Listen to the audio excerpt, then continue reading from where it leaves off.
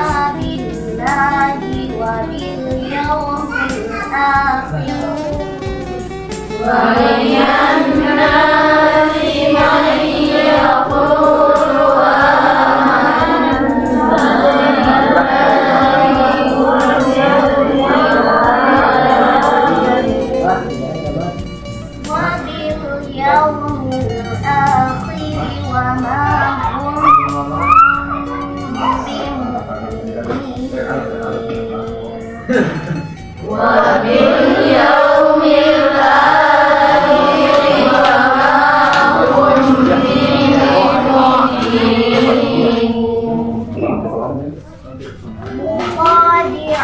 يعلمون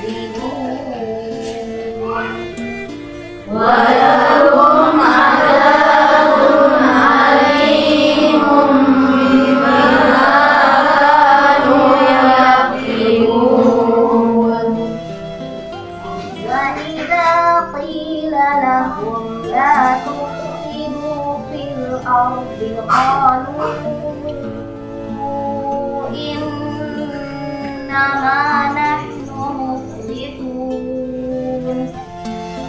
وإذا قيل لهم لا تفسدوا في الأرض قالوا إنما نحن مصلحون ألا إنهم هم المفسدون ولكن لا يشعرون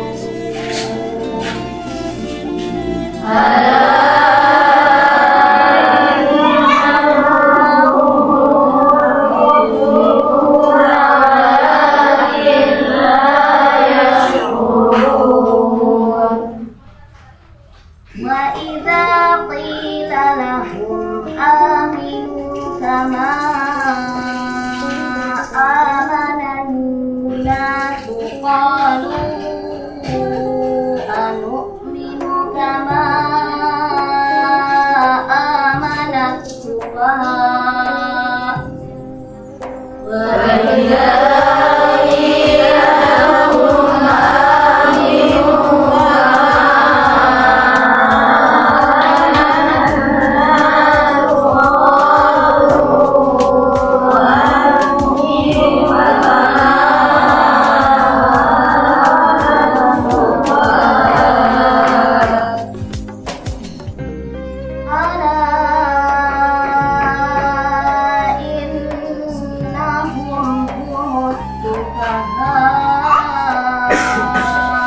ولكن لا يعلمون ألا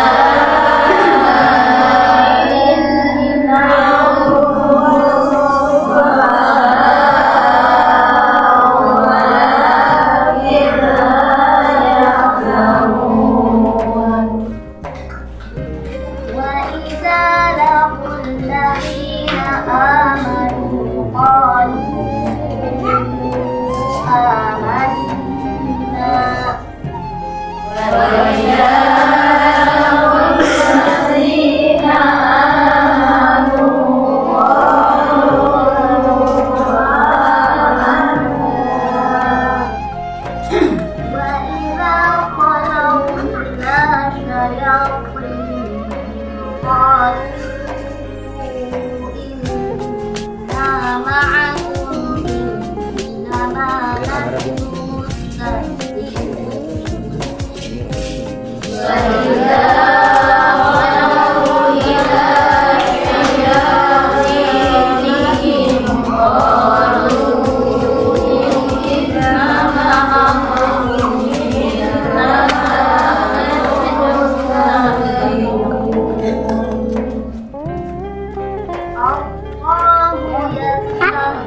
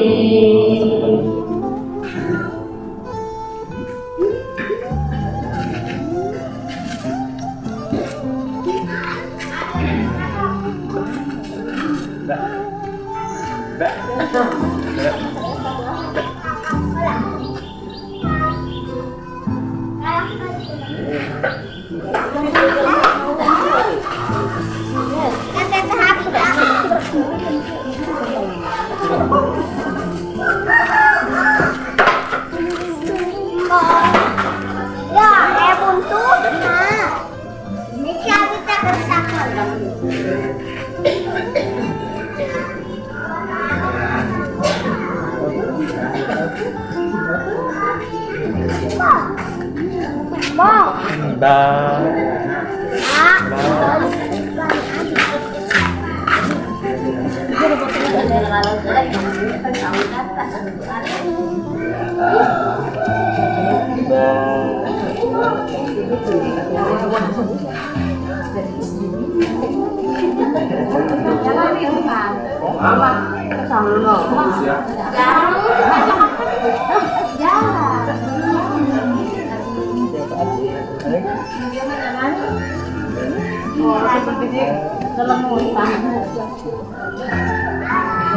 Ayam api tuh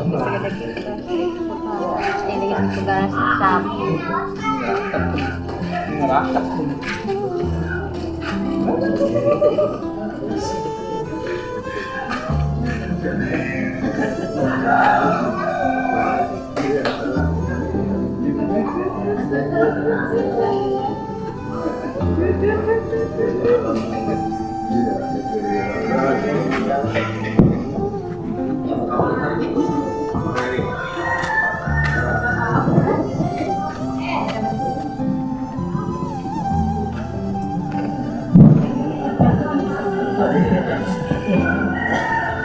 Bismillahirrahmanirrahim. Assalamualaikum warahmatullahi wabarakatuh.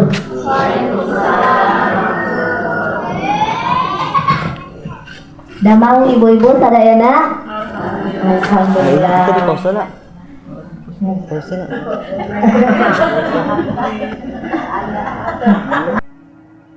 Amsaina wa amsal mulkulillah walhamdulillahi la syarikalah la ilaha illa huwa wa ilaihil masir.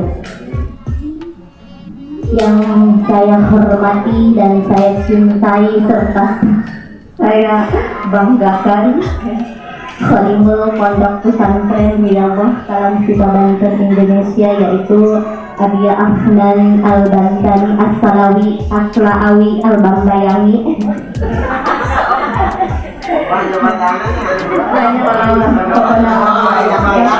Semoga Allah senantiasa melindunginya, memberkahinya, memberikan kesehatan lahir dan batin, meluaskan rezekinya. Mudah-mudahan bisa membawa Pondok Riyadhah ini menjadi pondok yang besar dan berkah tentunya. Dan tak lupa ibu-ibu yang saya cintai karena Allah, alhamdulillah pada sore hari ini kita masih bisa bertatap muka, berkumpul di tempat ini, dan insya Allah akan bersama-sama untuk mencari ilmu, ya Bu. Saya mohon izin duduk di sini, bukan berarti saya yang paling bisa. Saya hanya ingin ya sama-sama kita belajar. Kalau ada yang salah dari diri saya, diingatkan saja.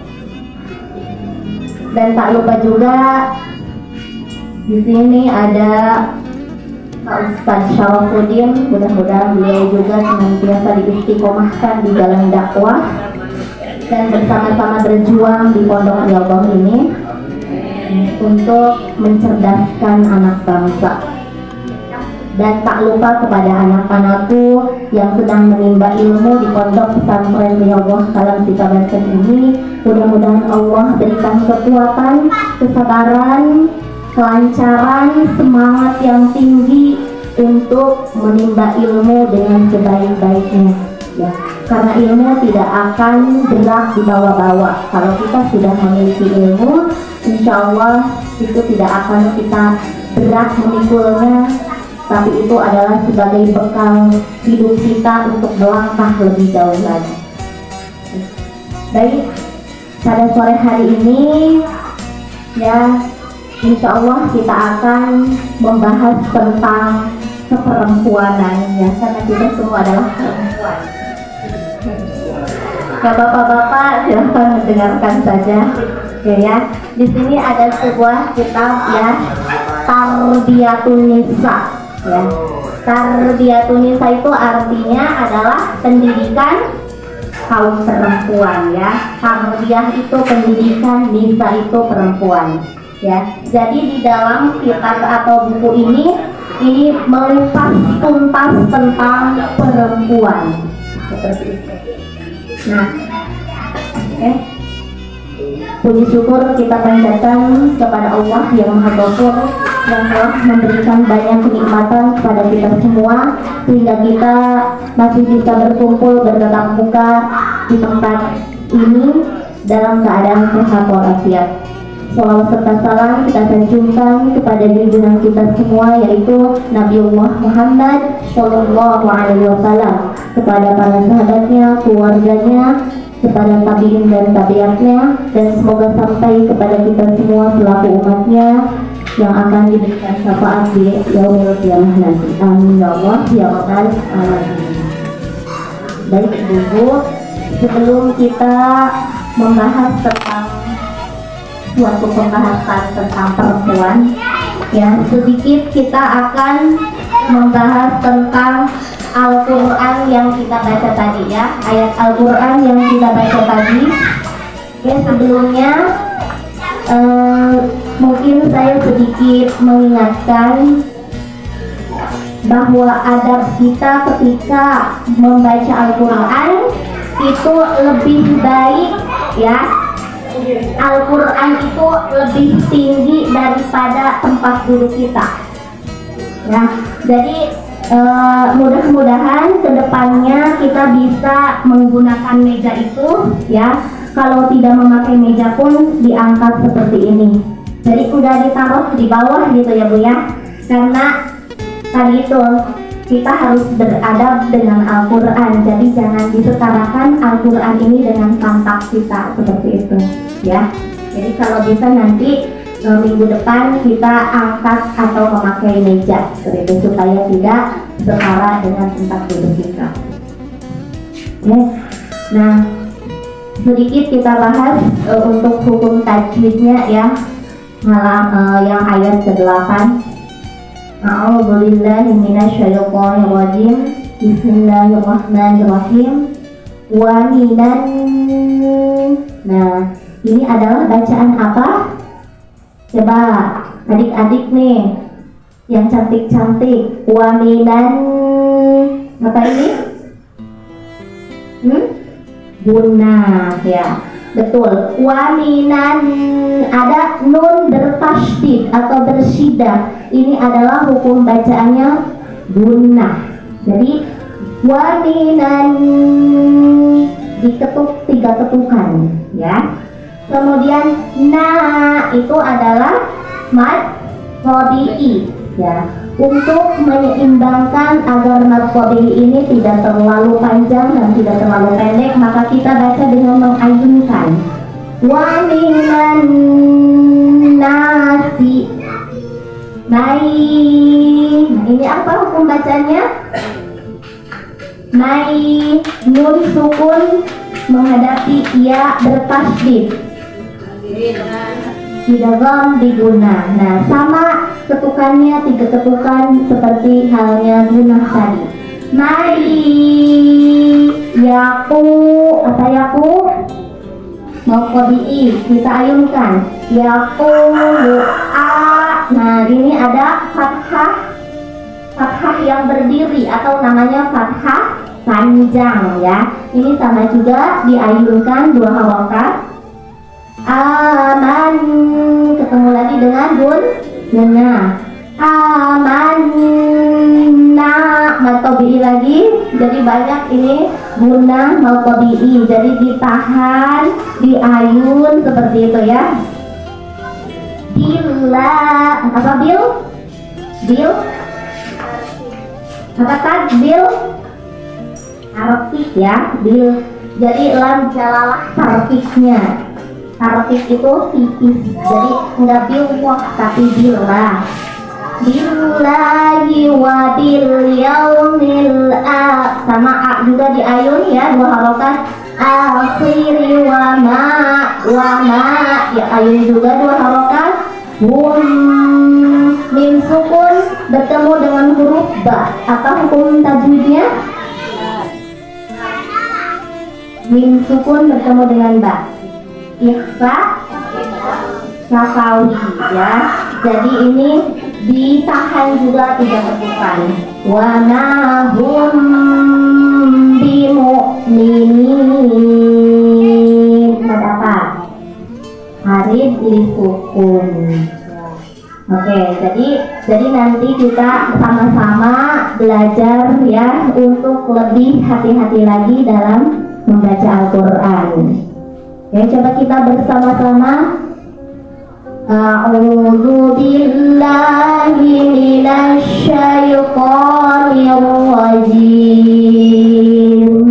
Bismillahirrahmanirrahim. Wa minan nasi may yaqulu amanna billahi wa bil yaumil akhir. Kita wafal dari wabil yaumil akhir. Wa bil yaumil akhir wa ma hum bimu'minin. Cukup ya. Shadaqallahul azim.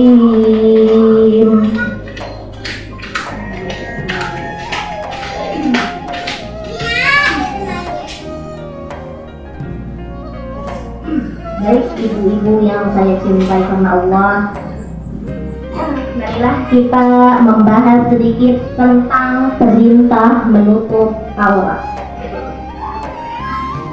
Sudah tahu ya aurat perempuan itu dari mana ke mana?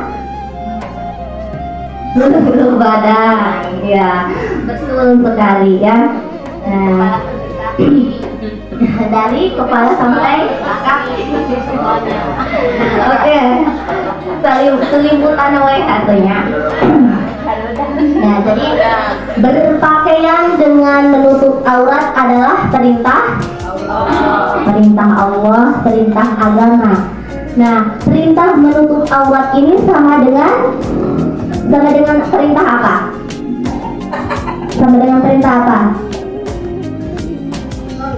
Sholat, betul. Nah, kalau kita tidak sholat berarti kita mendapat dosa.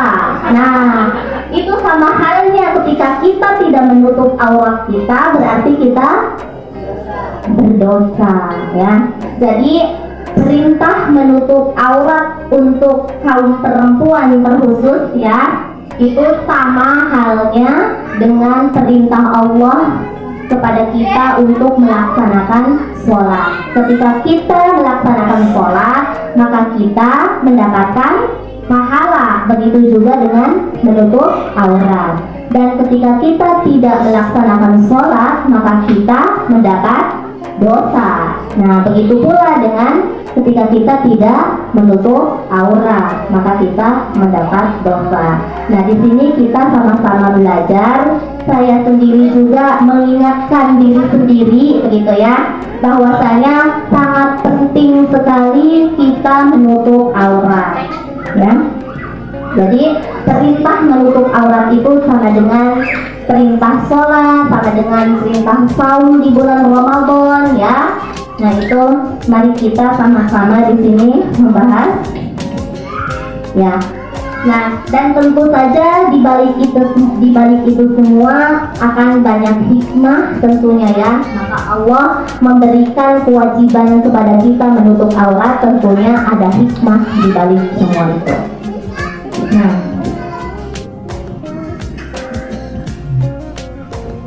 di sini ada sebuah riwayat ya.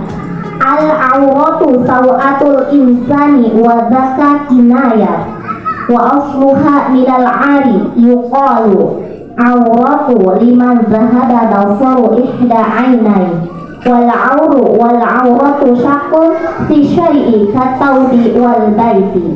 Nah, ini makna aurat dari yang tadi dibacakan, bahwa aurat adalah kemaluan manusia dan itu adalah kinayah.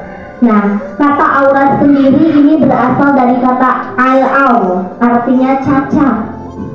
orang yang kehilangan salah satu matanya disebut awar atau pecah, ya. Kata aur dan auratun adalah sesuatu yang bolong seperti baju dan rumah yang bolong. Nah, kenapa di sini aurat, ya, membahas aurat tapi kok ada mata pecah, ada baju bolong seperti itu ya. Nah, kita di sini maknai bahwa aurat perempuan itu tadi dari mulai ya rambut sampai kaki kecuali apa Bu? Ya, telapak tangan dan muka ya. Jadi muka ini masih bisa kita buka, masih bisa terlihat sama yang lain ya.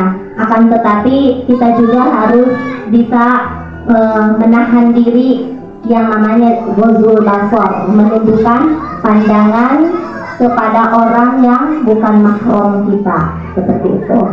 Nah, di sini tadi ada rumah yang bolong ya, kemudian pecah dan lain sebagainya. Mungkin di sini kita artikan bahwa ketika kita belum menutup aurat seutuhnya, maka itu seperti halnya rumah kita yang bocor, begitu ya. Contohnya di sini misalkan kita sudah memakai pakaian ya, pakaiannya mah sudah betul, misalkan memakai legging gitu ya. Nah, kemudian memakai kerudung, tapi kerudungnya diginiin gitu kan ya, sehingga dada masih terlihat kemana-mana begitu. Nah, itu diibaratkan seperti pakai baju tapi telanjang, seperti itu ya. Jadi ketika kita diwajibkan untuk menutupi aurat ya tadi itu, tutuplah aurat kita dengan semestinya tadi. Pakailah pakaian yang longgar, yang tidak membentuk lekuk tubuh kita, seperti itu ya. Nah, insya Allah ibu-ibu di sini, akhwat juga sudah memakai baju dengan baik ya. Nah, kita syukuri, alhamdulillah kita sudah diberikan hidayah sama Allah untuk berpakaian seperti ini ya. Kalaupun di luar sana misalkan melihat penampilan kita seperti anak desa yang kurang pergaulan seperti itu misalkan. Nah, contoh nih, akhwat-akhwat seperti ini memakai pakaian sudah seperti ini, ada saja misalkan yang nyeletuk, "Oh Neng, orang mah parawan mah pakai bajunya yang seksi biar banyak yang naksir," misalkan gitu ya. Maknya Neng pakaian seperti ini, itu mau air daeker nggak Neng, misalkan seperti itu. Nah, padahal Allah Subhanahu wa Ta'ala sudah menjanjikan memuliakan kaum perempuan, bahwasanya yang menutup aurat maka Allah akan lebih menjaganya ya. Insya Allah ya akhwat ya, jangan sampai minder dengan pakaian seperti ini ya. Insya Allah jodoh, maut, rezeki sudah Allah tentukan. Jangan sampai memakai pakaian yang terlihat seperti katrok begitu ya. Ya, orang mah cina pada seksi seperti itu, kok Neng mah cina pakai bajunya mending kayak ibu-ibu misalkan gitu. Ya, nanti mual aing bogoh Neng misalkan gitu ya. Nanti jawab aja, insya Allah jodoh sudah Allah tentukan. Ya.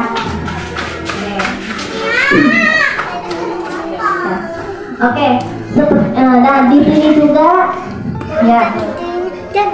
Nah, perintah menutup aurat di sini juga diriwayatkan dari Aisyah radhiyallahu anha bahwa pada suatu ketika Asma bertamu ke rumah Rasulullah dengan memakai pakaian yang tipis. Kemudian ya ketika Asma salam ke rumah Rasulullah, "Assalamualaikum," tiba-tiba Rasulullah melihat Asma dengan pakaian yang tipis. Rasulullah langsung membalikan badan, membalikan muka sambil berkata kepada Asma, "Wahai Asma, tutuplah auratmu." Jadi intinya janganlah kau memakai pakaian yang tipis seperti itu ya. Pakailah pakaian yang bagus ya, yang menutupi auratmu kecuali ini dan ini. Nah, ini dan ini itu menunjuk kepada telapak tangan dan muka. Jadi artinya semuanya itu adalah aurat dan tubuh perempuan itu adalah semuanya aurat ya. Nah, jadi semuanya ini sudah disampaikan dari Rasulullah Shallallahu Alaihi Wasallam. Ya.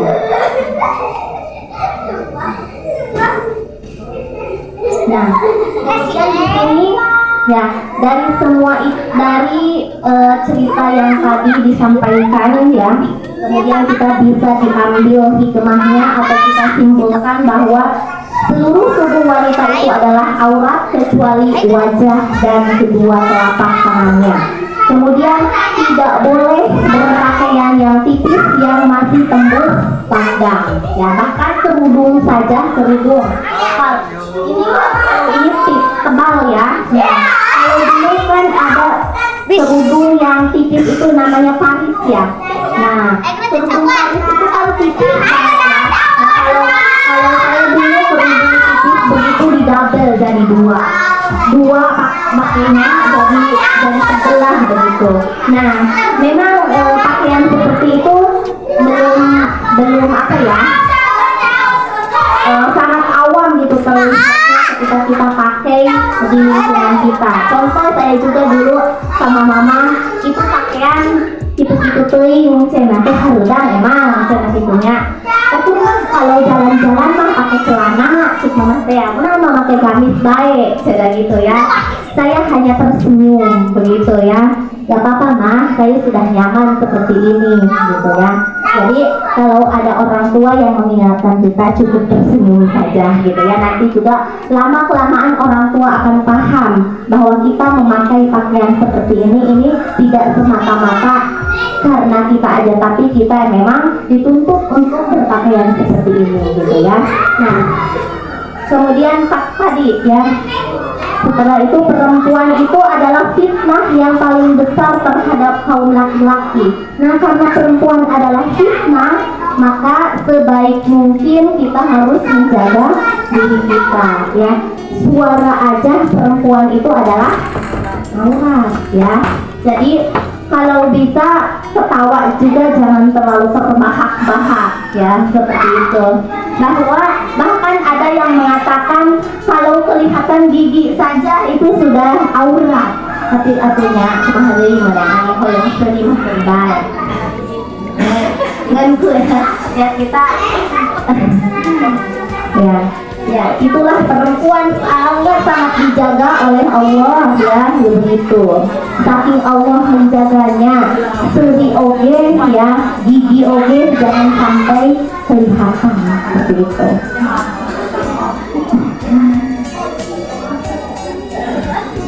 Nah, jadi intinya aurat dalam sholat juga sama ya. Ya, jadi perempuan hendaklah menutupi seluruh tubuhnya termasuk kepalanya dan bagian luar kedua telapak kakinya kecuali wajah dan kedua telapak tangannya. Ya, seperti itu. Jadi baik di dalam sholat maupun di luar sholat, ya aurat perempuan itu yang boleh terlihat yaitu telapak tangan dan muka saja. Ya, jadi kalau misalkan ada yang melihat orang sholat tidak memakai mukena, boleh apa tidak? Boleh. Kalau kita misalkan lagi dalam perjalanan darurat, mukena tidak ada, tapi kita berpakaian kaki tertutup, kemudian kerudung lebar, ya, kita masih boleh melaksanakan sholat seperti itu ya. Khawatir kita melihat seseorang sholat seperti itu, jangan langsung diomongin, itu sholat pakai mukena, jangan gitu ya. Padahal orang tersebut menggunakan hijab yang lebar, kemudian memakai kaos kaki misalkan sehingga auratnya masih tertutup. Ya. Di sini hikmah dibedakannya batasan aurat laki-laki dan perempuan. Ya. Perempuan itu memiliki daya tarik dan daya pikat yang sangat kuat sekali terhadap lawan jenisnya. Betul ya, Bu? Betul ya. Ya. Nah, oleh karena itu ya, sungguh sangat bijaksana jika Allah membedakan batasan aurat untuk laki-laki dan perempuan. Nah, tentunya di sini ada beberapa hadis yang menerangkan ya batasan aurat laki-laki dan perempuan. Nah, qala Rasulullah sallallahu alaihi wasallam, innal mar'ata idza aqbalat wa ma'aha syaitan wa idza adbarat wa ma'aha syaitan. Rasulullah sallallahu alaihi wasallam bersabda, sesungguhnya wanita itu apabila menghadap maka setan ikut menghadap bersamanya, dan apabila membelakangi maka setan pun ikut membelakangi. Jadi subhanallah ya, perempuan itu sangat luar biasa diikuti terus oleh setan. Artinya begini, Bu, makanya kita kenapa harus menutup aurat seperti itu ya, karena di balik ini semua, di balik tubuh kita semua, setan selalu mengikuti kita. Jadi, dan kemudian di sini perempuan itu adalah sangat menarik untuk laki-laki ya. Jadi kalau kita tidak berusaha untuk menutupi aurat, tidak berusaha untuk menguatkan iman kita, ketika setan menggelayuti pada diri kita, misalkan lihatlah ke sikulan gitu ya, dan kemudian pada akhirnya ada laki-laki misalkan yang menggoda kita gitu ya, menggoda perempuan. Nah, kalau kita tidak betul-betul menjaga diri kita, maka perempuan itu sangat lemah, jadi mudah untuk tergoda seperti itu.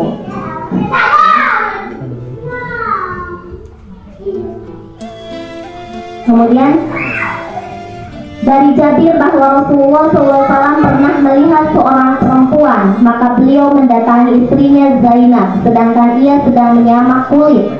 Maka Rasul melaksanakan keinginannya, kemudian beliau keluar menemui para sahabatnya, lalu bersabda, sesungguhnya perempuan yang menghadap ke depan dalam gambaran setan, begitu juga apabila menghadap ke belakang dalam gambaran setan.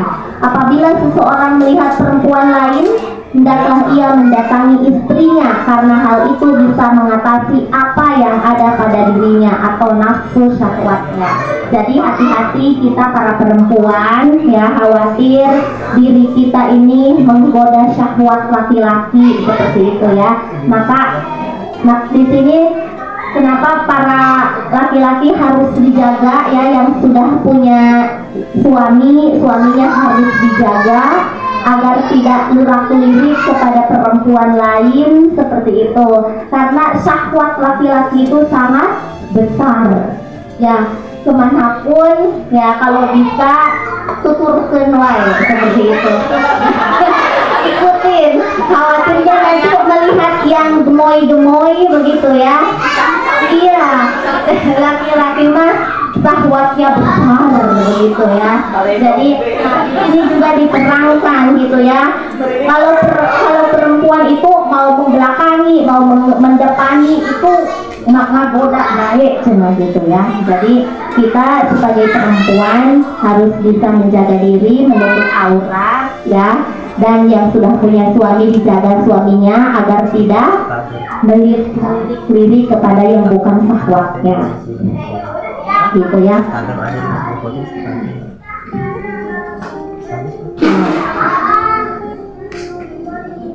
Nah, dan di sini ancaman bagi wanita yang memakai pakaian hampir telanjang. Nah, memakai pakaian tapi hampir telanjang yang bagaimana contohnya?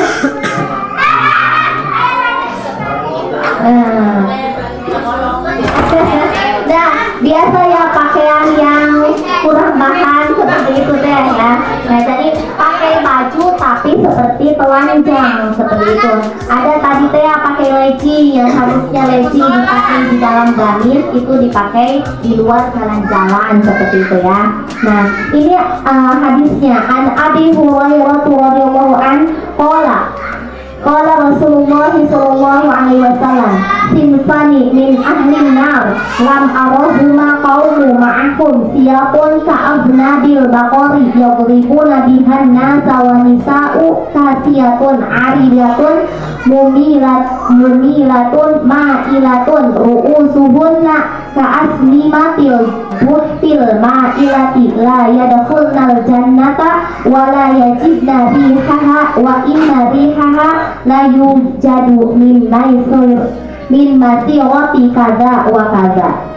Dari Abu Hurairah radhiyallahu anhu ia berkata, Rasulullah sallallahu alaihi wasallam bersabda, dua golongan dari ahli neraka aku belum pernah melihatnya, yaitu orang-orang yang membawa cambuk seperti ekor sapi. Mereka memukul manusia dengan cambuk itu, dan perempuan yang memakai pakaian hampir telanjang dengan menggoyang-goyangkan pinggulnya, berlonggak-lenggok kepalanya seperti tembung unta. Mereka tidak akan masuk surga dan tidak akan memperoleh bau harumnya, dan sesungguhnya bau harumnya surga dapat dicium dari jarak sekian dan sekian, jarak yang sangat jauh. Jadi di hadis riwayat Muslim ya.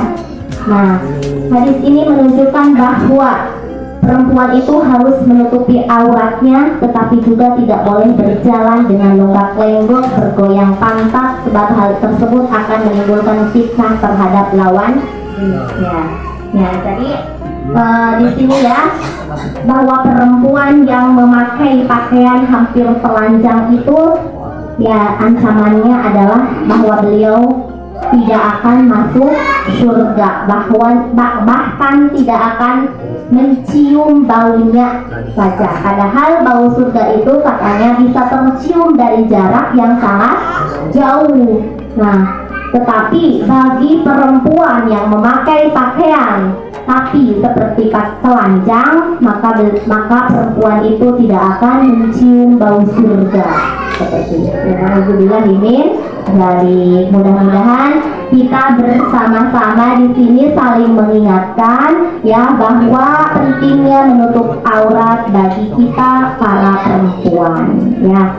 Nah, bahkan nanti di sana perempuan yang belum menikah akan ditanyai kepada ayahnya, wahai ayah, apakah kalian pernah mengingatkan anaknya untuk menutup aurat? Kalau pernah, alhamdulillah. Kalau nanti anaknya menutupi aurat, pahalanya ngalir kepada ayahnya.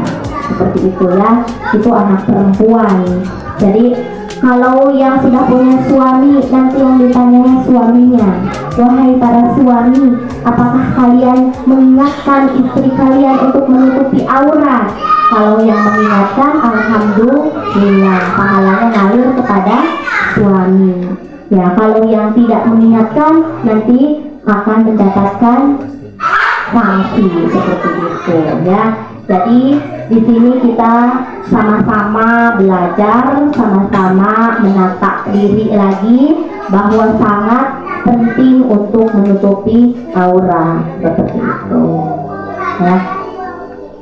Nah, di sini ada sebuah cerita, misalkan kalau kita punya permen ya, ada dua buah permen, yang satu masih terbungkus, yang satu lagi sudah terbuka. Kemudian kedua permen itu jatuh ke pasir atau ke lumpur. Kira-kira kita mau mengambil yang mana?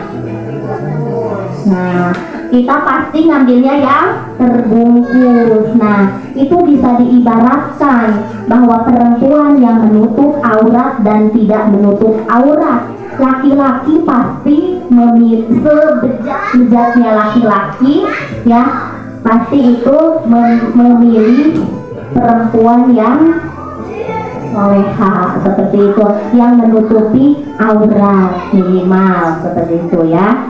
Nah, maka kita di sini sama-sama ya menata diri kita kembali ya, saling mengingatkan ya. Abdi oge di dieu sanes mamatahan gitu nya. Hapunten ka ibu-ibu, cuman kita mengingatkan karena kalau kita tidak mengingatkan nanti kasihan ayah kita ya, kasihan ayah kita, kasihan suami kita ya. Kalau kita tidak menutupi aurat nanti itu dosanya kepada ayah atau kepada suami, seperti itu ya.